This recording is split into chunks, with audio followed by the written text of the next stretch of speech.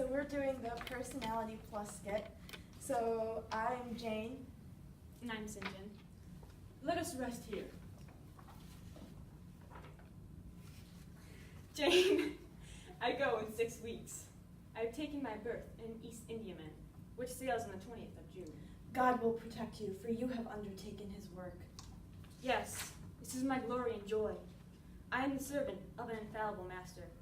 I am not going out under human guidance, subject to the defective laws and erring control of feeble fellow worms.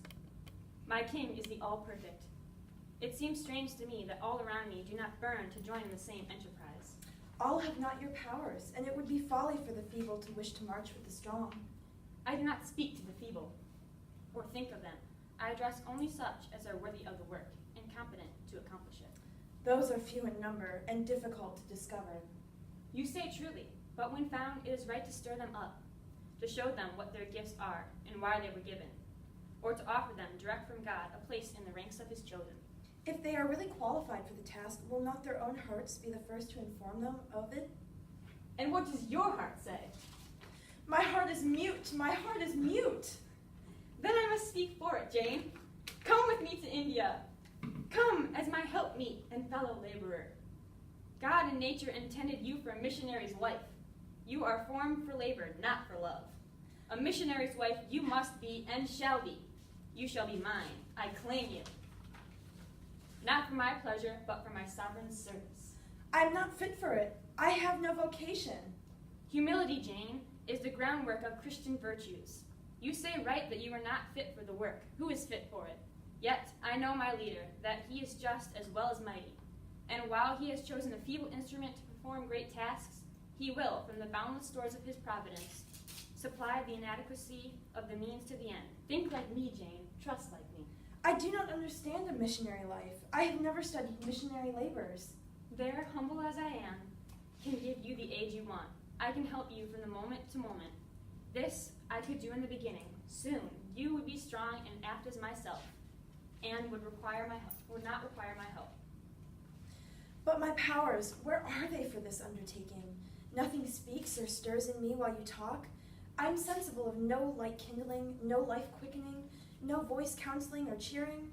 Oh, I wish I could make you see how much my mind is at this moment like a rayless dungeon, with one shrinking fear fettered in its depth. The fear of being persuaded by you to attempt what I cannot accomplish. I have made you my study for 10 months. In the village school, I found that you could perform well, punctually, uprightly. I saw you could perform it with capacity and tact. You could win while you controlled. In the resolute readiness with which you cut your wealth into 4 shares, and relinquishing 3 portions to the claim of abstract justice, I recognized a soul that reveled in the flame of sacrifice. You forsook a study in which you were interested and adopted another because it interested me. Jane, you are docile, diligent, disinterested, faithful, constant, and courageous. Very gentle and heroic. Cease to mistrust yourself.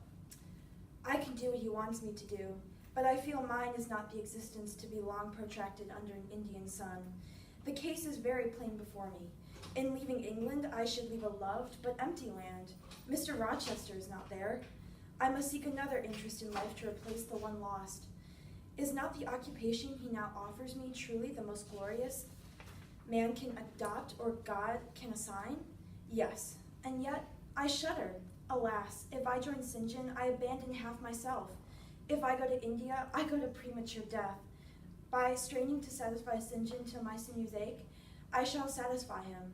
He will never love me, but he shall approve me, and I will show him energies he has not yet seen, resources he has never suspected. Yes, I can work as hard as he can, and with as little grudging. I demand a quarter of an hour to think before I make a reply. Very willingly.